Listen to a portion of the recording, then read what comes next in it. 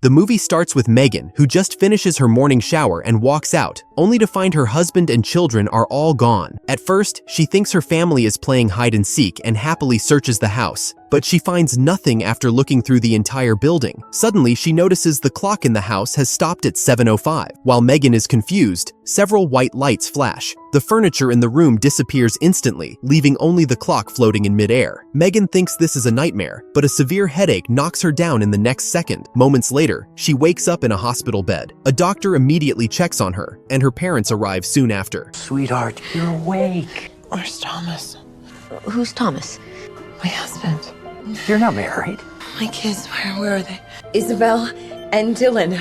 You are not married, and you don't have any children. Megan?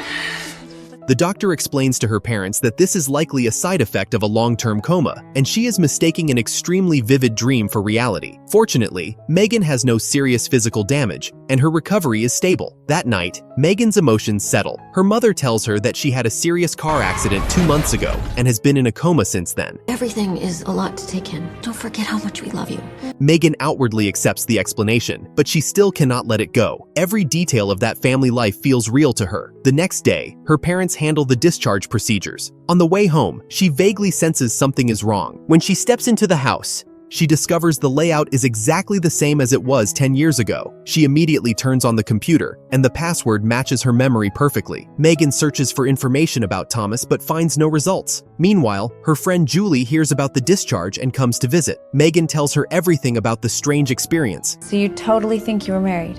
Yeah, but it's more than that. It still sounds weird. Julie finds it hard to believe. To prove she isn't making it up, Megan takes her to the house from her memory. But then, they find the site is still under construction. There is no husband and no children. The last piece of evidence supporting her memory completely collapses. His name is Thomas. He loves photography and he loves me and our children. This is not just a dream. Megan is on the verge of losing control, and Julie steps forward to hug her. No one can believe her description of her husband and children given the current reality. However, it remains unclear if these undeniable facts are the whole truth. To help Megan distinguish reality from dreams, her parents insist she undergo psychological treatment. Megan understands that no one can truly feel what it's like to wake up and find a husband and children gone, but her father is firm. She eventually chooses to compromise to stop her parents from worrying. After 2 weeks of counseling, Megan gradually adapts to her current life. Her parents believe she has returned to normal. Since those memories are defined as dreams, she has no choice but to move forward. In her memory, she was a writer. But this time, Megan decides to try a new direction and finds a job as a photographer's assistant. On her first day of reporting for work, Oh, hi. Hey, you must be the temp. Thomas. It's you. Yes, Thomas. this strange yet intense sense of familiarity makes Megan's heart race. During the onboarding process, her eyes stay fixed on him, and she barely hears a word he says about the work. I'm sorry, are you all right? I'm sorry, you just look so familiar. Do you know me? Sorry, no, I don't think so. The atmosphere becomes awkward. Suddenly, a phone rings and breaks the deadlock. Megan takes the opportunity to turn around and try to secretly take a photo of Thomas to send to Julie. However, she forgets to turn off the flash and shutter sound, making the scene awkward again. I'm just taking a photo of the don't forget where they are. To keep Thomas from noticing anything strange, Megan quickly shifts the conversation back to work, and Thomas gradually relaxes. The next day, something happens that completely shakes Megan's perception. A mother brings 2 children in for a photo shoot, and Thomas greets them warmly. Oh, great. What's your name? Jack. Jack, and you? Isabel. You know, that is my favorite girl's name. Isabel is the exact name of the daughter in Megan's memory. It was her husband's favorite name, which is why they chose it. She realizes the man standing before her not only has the face of her husband but also the same name, habits, and preferences. At this moment, Megan is certain that Thomas is the husband from her memory. She finally realizes that everything she experienced before was not a dream, but a life that actually existed. That morning, she simply took a shower and accidentally traveled to a parallel world. The timeline in this world is earlier. Here, she is not yet married and has no children. Thomas still exists, but he no longer knows who she is. With this shocking discovery, Megan immediately tells Julie everything. However, the claim of traveling to a parallel world is clearly beyond ordinary understanding. To prove she isn't imagining things, she even lists her husband's preferences in detail. His favorite color is purple? Yes. No. Hot chocolate over coffee, movies over books. Megan expects this to be the strongest evidence, but Julie is only more worried, believing Megan has not fully recovered from the side effects of her coma. But outside doubts can no longer shake Megan's heart.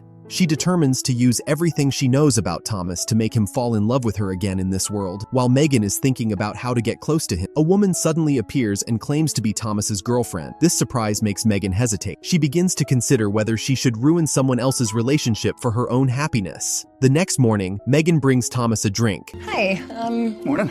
here. Wow, that's hot chocolate. That's my favorite kind, extra creamer. Taking this opportunity, Megan suggests an idea for work. She believes they should build an online booking platform to make the process more efficient and reliable. You know, I kept actually meaning to do that. Thomas agrees immediately. He is secretly curious why Megan's ideas always coincide with his own. In the afternoon, a small accident occurs at the shooting scene. When a little boy cries uncontrollably, Thomas gets an idea and hands the child a toy rabbit, but it does not work. Oh no. Oh no. Megan brings over a box and puts the toy rabbit inside. She begins performing a magic trick, just as she used to do to soothe her own children. Do you want to hold that? Take care of it for me? The shoot is completed successfully. At this moment, the way Thomas looks at Megan shows a sense of unconscious admiration. The next day's shoot at the farm is like a silent collaboration. Megan always anticipates Thomas's needs in advance, providing the right assistance and suggestions. This unspoken chemistry causes a quiet affection to grow in Thomas's heart. He cannot help but lift his camera and snap a photo of Megan when she isn't looking. It is the exact same photo that hangs in the living room in Megan's memory. The shooting ends, and Thomas cannot help but praise Megan's talent in photography. Megan only gives a faint smile. Just as Thomas says, Megan indeed has a talent for photography. However, after getting married, she shifted her life focus to her family. To better care for her loved ones, she chose writing for its more flexible time. She never deliberately explains these choices to outsiders, because some life decisions do not need to be understood by everyone. The two drive back to the studio together. Julie, who has been waiting for a long time, sees Thomas beside Megan and freezes in place instantly. When you dream good. No. This day, Thomas's girlfriend comes to the studio again. Hey there, Megan, right? Tommy in the middle of a session? Why do you call him Tommy? It's a nickname between us. Does he like it? Of course he does. In fact, Thomas does not like others calling him by this nickname. Only his mother can use this name. Obviously, he did not tell his girlfriend about this. Not long after, Megan receives bad news. Thomas's mother passed away from a sudden illness. This news hits her like a heavy hammer, and self-reproach follows. In her original world, Thomas told her himself that his mother died of a sudden illness. According to the timeline of this world, if she had the courage to give even a vague warning, Thomas might have spoken more words to his mother. Look, this is tragic, but it is not your fault. Under Julie's patient comfort for nearly 2 hours, the knot in Megan's heart finally loosens. A few days later, Thomas returns to the studio looking exhausted. Hey. How was the funeral? It's fine. I'm really sorry for what you and your dad had to go through. Thank you. Thomas clearly sees the concern in Megan's eyes. This sincere understanding touches his heart. In contrast, the girlfriend's comfort seems a bit empty. I am so sorry. You know, in many cultures, death is a celebration of life. These words make Thomas feel uncomfortable. Consolation is not hard to say, but not everyone can feel the pain of losing a loved one. He does not want to continue this topic, makes an excuse about work, and returns to the studio. Okay, get some rest, Tommy. Could you not call me that anymore? Of course. The gap between the two becomes clearly visible at this moment. To help Thomas get out of the gloom, Megan takes him to the aquarium after work. This was the place where she looked for inspiration when writing. Whenever she hit a bottleneck, she would come here to watch the sharks. The two sit on a bench, and Megan tells a story. I had a dear friend. He lost his mom, suddenly like you. My heart aches for both of you. The protagonist of this story is the Thomas in the future world. Megan hopes to tell him that loss does not mean the end. Afterward, the two talk about the past of their parents. Even though Megan has already heard some of the content, she still responds as if listening for the first time. Without realizing it, the distance between them quietly narrows. This day, an elderly couple comes to take commemorative photos. Looking at the way they lean on each other, a long-lost warmth rises in Thomas's heart. After sending the guests away, Megan softly asks about his father's recent situation. Thomas looks down. Since the mother passed away, the father rarely goes out and does not eat much. Megan suggests going to the house to see him. That night, Megan makes a pot of onion soup. That is Thomas's father's favorite flavor. Do you mind if I help myself to another bowl? Please do. After the meal, the father takes out an old photo album. The album records the memories of him and his wife and preserves every important moment of Thomas growing up. Since Megan entered this home, the originally dull atmosphere is quietly broken. Thomas sees all these changes silently. After sending Megan back to the studio, Thomas thanks her for the dinner she prepared for his father. The relationship between the two is quietly changing. At this moment, the girlfriend suddenly appears and breaks this subtle atmosphere. The girlfriend notices Thomas's recent distance and admits the problem is with her. It's my fault. I promise I will be there for you better. I wanted to kick myself calling you Tommy all this time too. Megan, she said you didn't like being called Tommy. Thomas feels confused. He never told Megan about this. How did she know? Not long after, he finds the answer. After a day of work ends, the two return together. Megan's backpack accidentally slips, and a note falls on the ground. The note is densely recorded with Thomas's preferences and living habits, even small details. Before Megan can react, Thomas sees the content of the note clearly. How do you know all that about me? It's hard to explain. I know all this about you because we were married. Maybe we should call someone for you. No, it's memories. She says that in their future home, there will be a photo of her standing in front of the farm barn. But to Thomas, this sounds like an absurd excuse. He believes their meeting is a carefully designed approach. The chemistry that moved him was just Megan's deliberate catering after research. No matter how Megan explains, all of this becomes unbelievable in Thomas's eyes. Megan cannot explain anymore and chooses to leave. An unprecedented discouragement sweeps over her. The life she carefully rebuilt collapses at this moment. After Megan leaves, Thomas seems to lose his soul. Even when having dinner with his girlfriend, he frequently spaces out. Ultimately, the two speak out their feelings and finally break up as friends. This day, the father calls Thomas home, intending to sell the car the mother used. His tone is relieved, and his expression even has a hint of ease. The topic changes. So how's Natalie? We broke up, actually. She take it okay? How'd you know I was the one who broke up with her?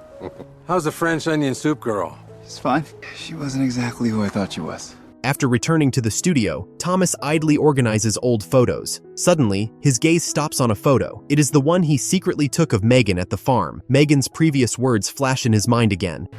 There's a portrait that hangs in our house of me in front of that exact same barn or your name. He never told Megan these details. How did she know? Thomas can no longer sit still and immediately leaves for Megan's home. However, when he arrives, the house is empty. At this time, Megan's mother returns. She must not be home. Who are you? Thomas.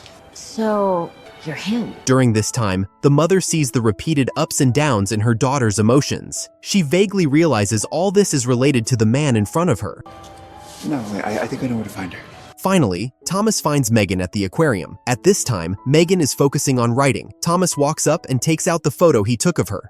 You recognize this? It hangs in our house. Although Thomas does not understand many things Megan says, the feeling is right. He is certain that he has fallen in love with the girl in front of him. Doubts can be explained slowly, but his love must be spoken right away. Two people who love each other finally come together. 1 year later, they move into a new home. The layout in the house is almost exactly the same as Megan's memory. More joyfully, Megan is pregnant with their child. Love is like a winding path, and it is inevitable to experience separation and loss. But for people who truly love each other and have connected souls, no matter how many twists and turns, fate will eventually lead them to each other. Even in different parallel worlds, that emotion is destined to be inseparable. If fate gives you a chance to go back 10 years, would you still go to find your current lover without hesitation?